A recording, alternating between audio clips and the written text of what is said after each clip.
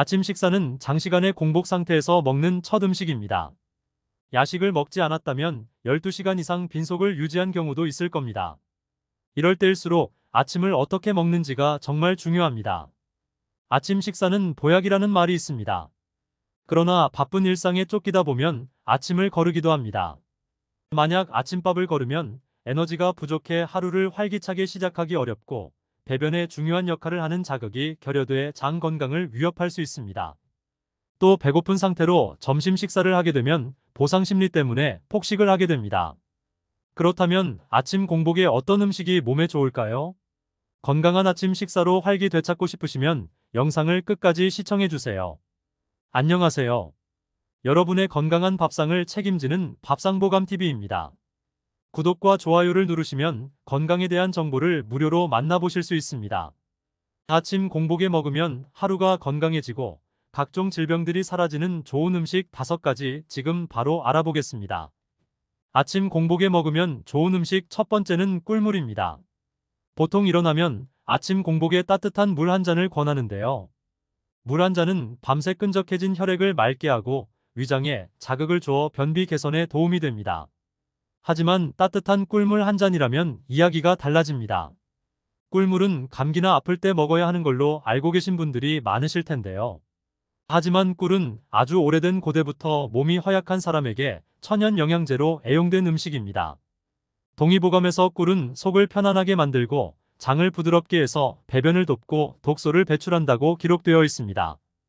꿀은 피로회복과 면역력을 높이는 데 탁월한 것으로 알려져 있습니다. 특히 몸이 자주 처지거나 아침에 기력이 없으신 분들은 꿀물을 한 잔 드시면 피로가 회복되시는 걸 느끼실 수 있을 텐데요. 바로 꿀에는 풍부한 천연 포도당과 과당이 있기 때문입니다. 꿀에는 세포 손상을 일으키고 암이나 심장병, 알츠하이머병과 같은 만성질환의 원인이 될 수 있는 활성산소에 의한 손상으로부터 신체를 보호하는 데 도움을 줄 수 있는 항산화 성분이 풍부하게 들어 있습니다.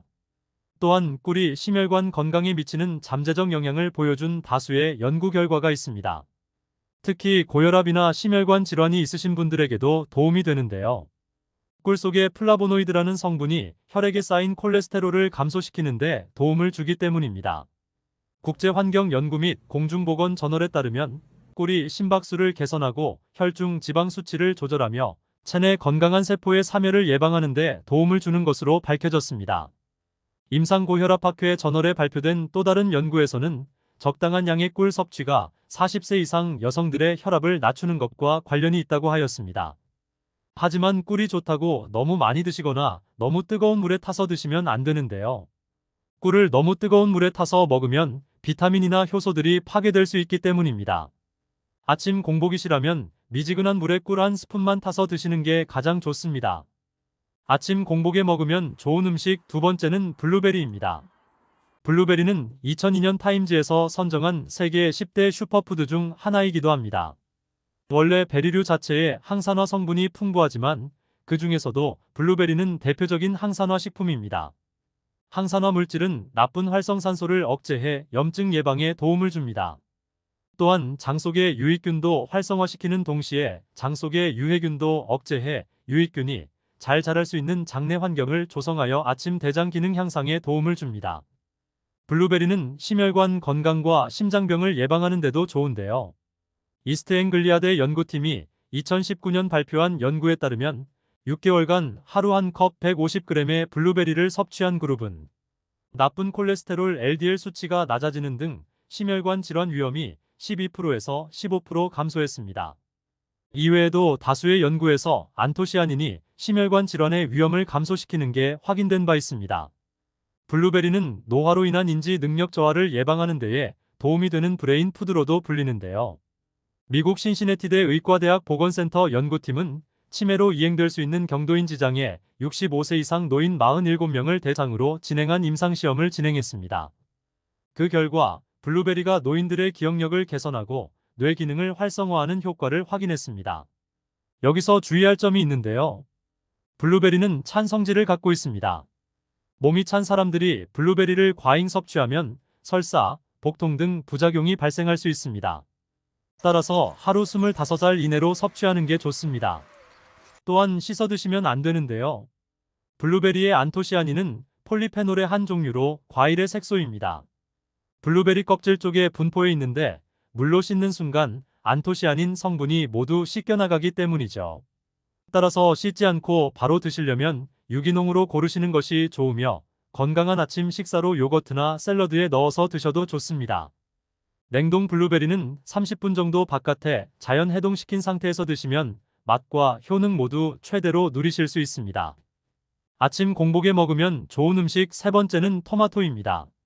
블루베리와 함께 역시 세계 10대 슈퍼푸드에 선정된 토마토가 있습니다. 토마토는 심혈관계 질환에 도움이 됩니다. 관상동맥 심장 질환을 가진 20명의 환자에게 60일 동안 매일 조리된 토마토를 200g을 섭취하게 한 결과 지질의 과산화율이 감소되고 항산화 효소 수치가 크게 증가되었다는 연구 결과도 있었습니다. 토마토의 붉은색을 내는 라이코펜은 노화 방지에 탁월하고 피부암과 전립선암, 심장질환 등을 예방한다고 알려져 있습니다. 토마토를 일주일에 2회 이상 섭취했을 때 전립선암 위험이 23% 감소됐다는 연구 결과도 있었습니다. 최근엔 라이코펜이 골다공증 예방에도 중요한 역할을 한 것으로 알려졌는데요.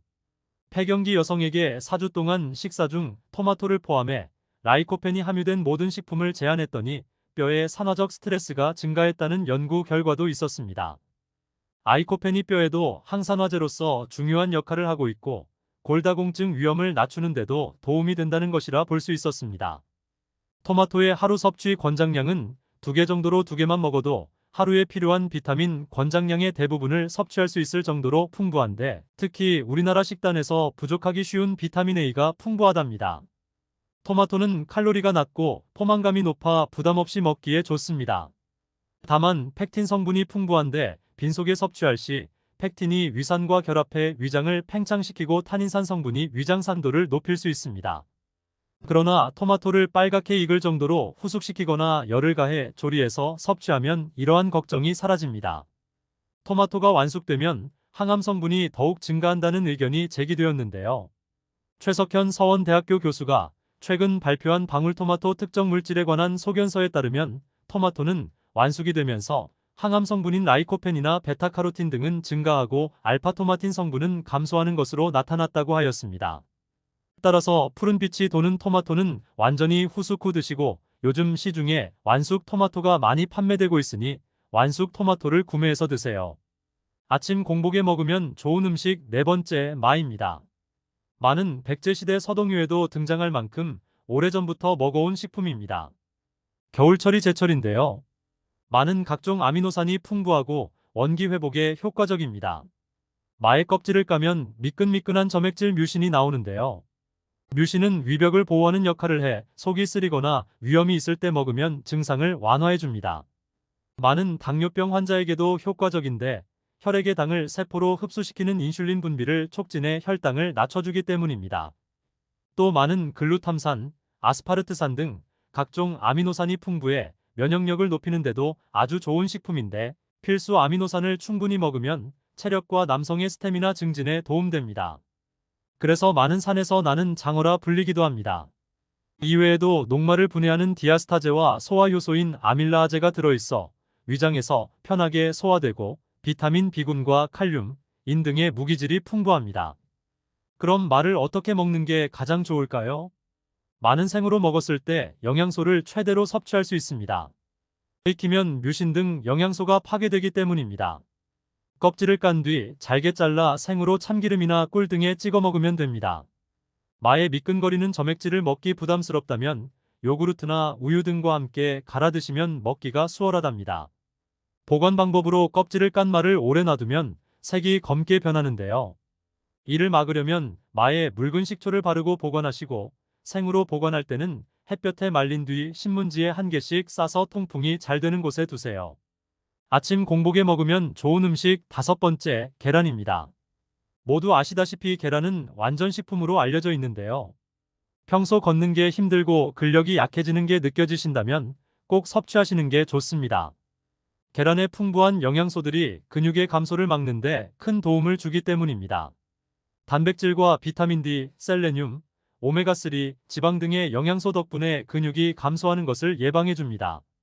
또한 계란의 풍부한 포만감 덕분에 다이어트에도 도움이 됩니다. 특히 무릎 관절이 안 좋으신 분들은 다이어트를 하게 되면 자연스럽게 관절 통증이 부담이 될 수 있는데요. 다이어트도 하고 무릎 관절 통증도 줄일 수 있으니 꼭 아침에 드셔보시길 추천드립니다. 가끔 계란 노른자에 콜레스테롤이 걱정된다고 하시는 분들도 계신데요. 노른자 속에 레시틴이라는 성분이 있어 콜레스테롤 흡수를 방해하니 안심하고 드셔도 됩니다. 최근 연구에서는 콜린이라는 성분이 기억력 향상과 치매 예방에 도움을 준다는 결과도 나왔습니다. 그리고 달걀은 혈당에 있어서 완전한 식품입니다. 탄수화물도 거의 없으니 혈당도 거의 올리지 않습니다. 당뇨 환자를 위한 식단에서 달걀을 추천할 만큼 달걀은 혈당을 급격하게 올리지 않아 아침 공복에 드시기에 좋은 음식입니다. 한 가지 팁을 말씀드리면 계란을 드실 때 최고의 조합은 바로 토마토와 함께 드시는 건데요. 토마토에는 비타민C와 식이섬유가 풍부하지만 단백질이 부족하기 때문입니다. 계란이 부족한 단백질을 보충해주니 계란과 토마토를 함께 먹으면 가장 좋습니다. 아침에 계란 한 알과 토마토 반쪽 정말 최고의 음식입니다. 지금까지 아침 공복에 드시면 좋은 음식 5가지에 대해 알아보았습니다. 꿀물 한 잔, 계란과 완숙 토마토로 만든 식단, 마주스 한 컵, 계란 후라이, 완숙 토마토로 만든 샌드위치 식단, 삶은 계란, 완숙 토마토, 블루베리로 만든 샐러드 식단. 이렇게 구성된 식단으로 아침 식사를 하신다면 보약 같은 아침 식사가 될 것입니다. 오늘 소개드린 음식들을 꾸준히 드셔서 여러분의 건강이 조금이라도 나아지셨으면 합니다. 오늘 영상이 도움이 되셨다면 좋아요와 구독 부탁드립니다. 주위에 소중한 분들이 계시다면 이 영상을 공유해 주시고 좋아요와 구독 아직 안 하셨으면 지금 바로 눌러주세요. 모두 함께 건강한 100세 그날까지 밥상보감TV가 함께하겠습니다. 다음번에는 더욱 유익한 영상으로 찾아뵙겠습니다. 감사합니다. 행복한 하루 되세요.